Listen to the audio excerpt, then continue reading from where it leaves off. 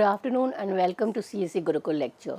In continuation with the series on economic sociology, in today's lecture we are going to discuss on the relation between production and consumption.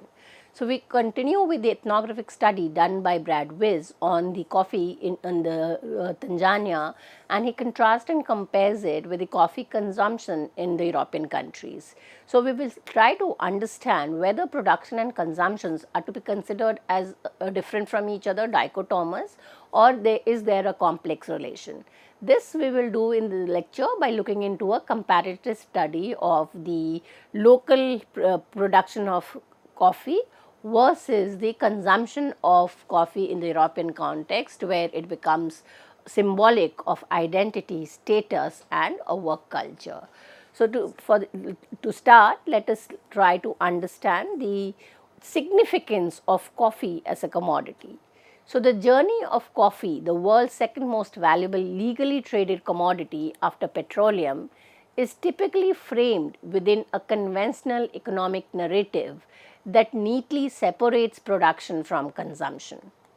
This view often portrays producers, largely smallholders farmer in global south, as distant supplier operating within one sphere, while consumer, predominantly in the global north, occupy another, engaging with the final product through market transaction. So, there is a hierarchy between the global south and the north. So, the south is the producer and the north is the consumer. So, however, now ethnographic studies are trying to do away with these assumptions and to kind of do away with this dichotomous understanding as production and consumption as separate. Brad Wiz, in his article, challenges such a clear-cut dichotomy. He argues that the relationship between coffee producer and consumer is far more fluid, complex and culturally mediated than standard economic models suggest. The meaning attached to coffee and consequently its value are not fixed, but are mutually constituted and transformed through diverse cultural process and social interaction. Production and consumption practices dynamically shape one another, blurring the line between these roles and revealing coffee's significance far beyond its market price. So, if the community is a producer, it can also be a consumer. And as a consumer, it's kind of affecting the social relations of that particular society. So, we kind of look into a complex relationship between the two processes rather than a unilinear dichotomous relation. Now, Brad Wiz tries to explain this idea of the coffee as a commodity by putting an illustrative contrast between the higher and the European world. So, he provides detailed ethnographic and historical example illustrating the divergent lived experiences of coffee. So, we move beyond coffee as a commodity or as a value for transaction, and we are trying to understand the lived experience, the experience that it creates when you kind of consume coffee, whether it is a higher community or the European context. So, first we will look into the detailed example of the higher community, and then we will try to understand the European context. Brad Wiz elaborates on the preparation and the use of the akamwani.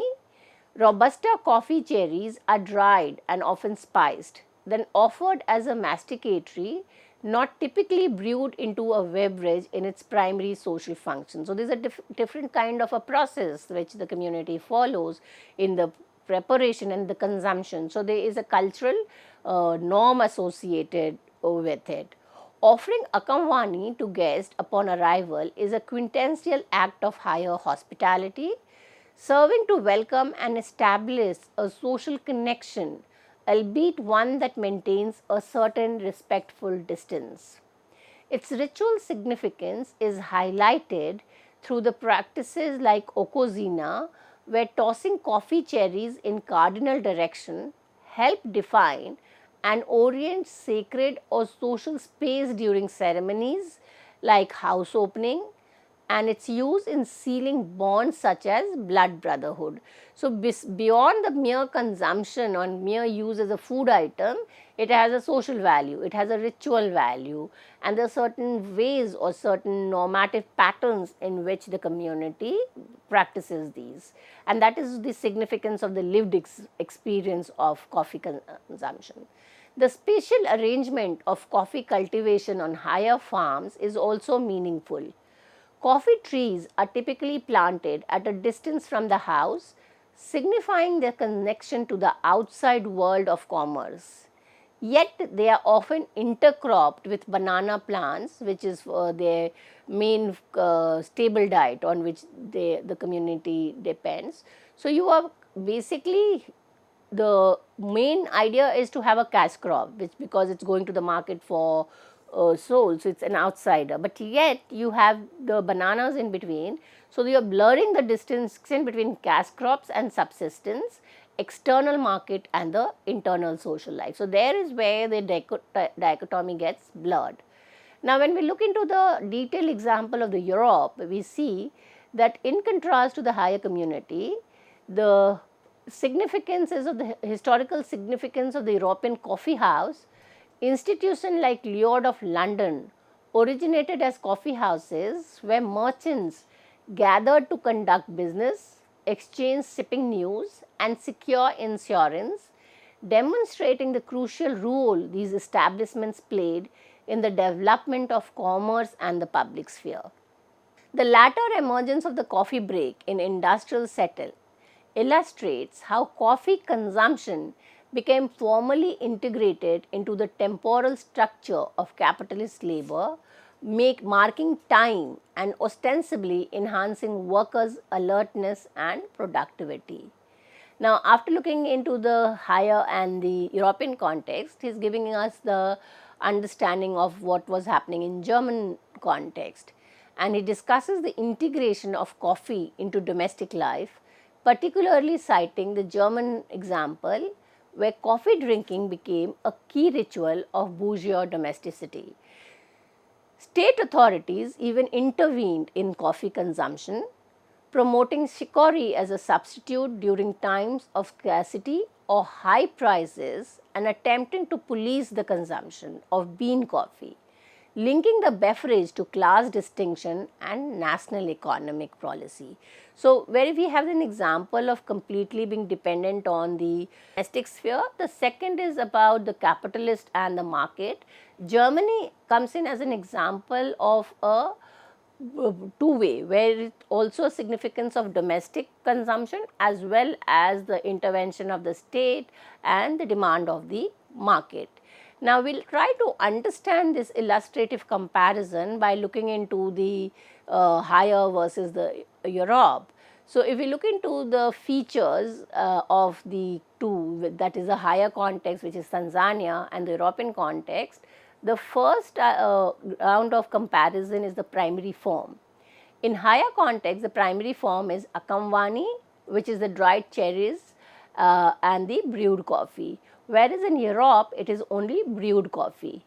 The key variety in higher is Robusta, which is the local, the social, and later on the Arabica was introduced.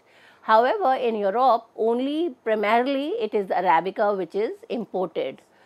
The social setting for coffee production in the higher community is basically the informal, the consumption is where it takes place in the domestic space, which is informal visits of friends and relatives, or the consumption takes place when there is a ritual. The consumption of coffee in the European context is basically the public sphere.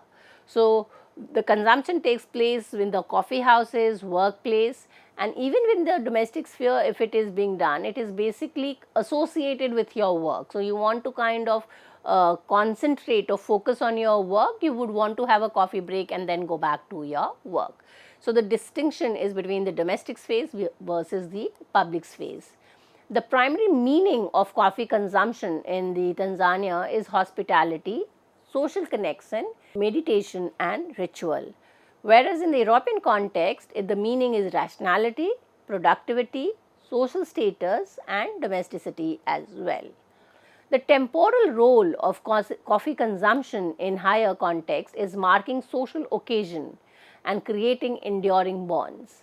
Whereas in Europe, the temporal role is structuring work time, which is you kind of make a work schedule. So, you have working from 9 to 11 or 9 and then you have a 10-minute or a 15-minute coffee break.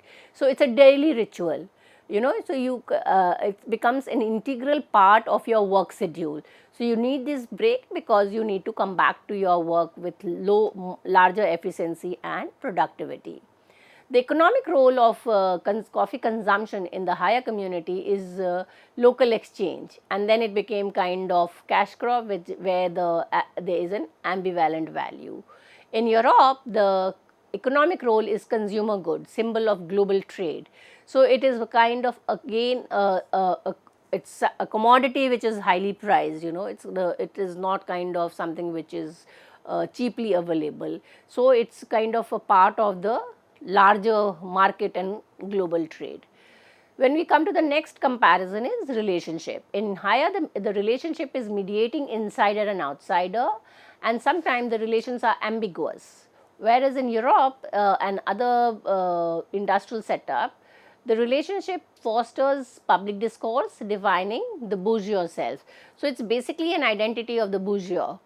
So, when you look into this comparative table, it effectively encapsulates Wee's central argument by juxtaposing the distinctive ways coffee is integrated into the social fabric, value system and daily practices of the higher in northwest Tanzania compared to historical and contemporary European society. The stark differences across multiple dimensions underscore his thesis about the divergent cultural life that a single global commodity can lead. So, we have through this comparative analysis, we have tried to understand the significance of a commodity in helping us to understand the complex relation between production and consumption.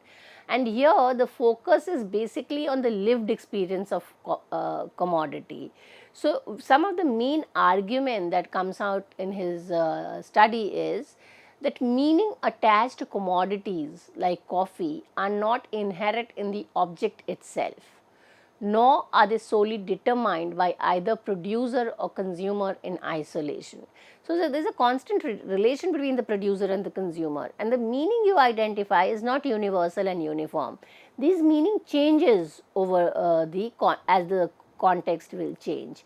So, meanings are actively and continually constructed through concrete social practices within specific cultural context. Both higher producer and consumer and European consumer engage in this process, embedding coffee within the distinct lived world. Consequently, Weiss concludes that globalization, exemplified by the transnational flow of coffee, does not inevitably lead to cultural homogenization. While it is undeniably connects disparate places and incorporates local community into global market, it simultaneously generates heterogeneity. So, the idea that globalization is a homogenizing process is being questioned or critiqued. Though it is kind of the same commodity which is consumed in two different cultural contexts, the meaning attached to it or the significance of it is changing, and therefore, it is kind of also a question of class identity and your status. So, it leads to more heterogeneous relationship than homogenizing. So, the relationship between the production and the consumption is complex, and he refers it to as a reflexive cultural process. Global forms are interpreted, appropriated and integrated through the lens of local cultural logics, resulting in diverse and distinct lived experiences of the same commodity. The enduring specific social role of Akamwani among the higher, despite the deep involvement in the global Arabica market, powerfully illustrates this point. Furthermore, Weiss argues against viewing production and consumption as separate sequential sphere. He characterizes the relationship as a complex, reflexive cultural process. The experience and meaning associated with coffee in the realm of production, that is, the labor involved, the economic pressure, the social use of Robusta, inevitably shapes and are shaped by the meaning and practices surrounding its consumptions, whether local higher consumption or distant European consumption and vice versa. So, there is a kind of a two-way flow. And so, it is not just production happens and then consumption starts. There is a complex relation between the two, involving the cultural, the ritual and the social settings of the place where it is produced and where it is being consumed. So, this process, however, is mediated by cultural translation, transformation, often misunderstanding across the chain. The next argument that he is kind of doing, or something which he is critiquing, is the idea of economic determinism. So, much of the earlier study of economics was fostering on economic determinism. He is critiquing it. He implicitly argues against economic determinism. So, the value of coffee, he demonstrates, cannot be adequately understood solely through its market price. So the value is not only a monetary value, it also has a social cultural value. So much of the economic analysis were in terms of determining the value of a commodity by looking into its economic value. This ethnographic study is saying that beyond the monetary value, it also has multiple other values. So its social, cultural, symbolic and ritual values are crucial for grasping its significance in shaping social relationship, cultural understanding and individual and collective identity in both the Tanzanian and European context. The moral ambiguities surrounding the coffee trade noted among both the community further underscores that economic activity is always embedded within the broader value system. A significant implication arising from Wey's conclusion is the recognition of enduring power and adaptability of the local cultural framework.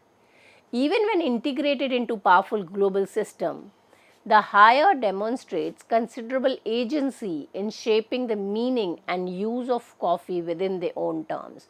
So, this is also kind of critiquing the idea that this globalization kind of makes the consumer the more powerful, and the producers, which are generally the local or the regional, are kind of powerless, and they kind of cannot do anything. This is just argument against it. The local producers are powerful in their own way. They have the agency, and in that they continue with their cultural and ritual practices despite the pressure from the global market. So, basically we are talking about production and consumption, the relationship between production and consumption, and here the production and consumption is also talking about the two distinct worlds, which is the global market versus the local reality. So, this distinct practice, that is the Akamwani, which is the local regional coffee consumption, they adapt cultivation strategies because they have to also be a part of the market, they have to increase the productivity. So, they will adopt strategies like intercropping, navigate markets in local specific way, they will engage in informal trade. This highlights how local lived world actively mediate, interpret and often transform global influences rather than being passively overwritten by them. The scholar focuses on lived experience, thus reveal the resilience of local meaning making in the face of the globalization. So, there is a kind of a power pressure from the global market and trend, and there is a pressure to increase your value in the market because it is a question of survival, but then there are a lot of local resilience as well in order to retain back their cultural practices, their local. So, we have tried to understand this work, Bradway's work, Coffee Break and Coffee Connection. Let us try to understand how this scholarly work has been the reception towards it, and what it has contributed to economic sociology on a larger scale.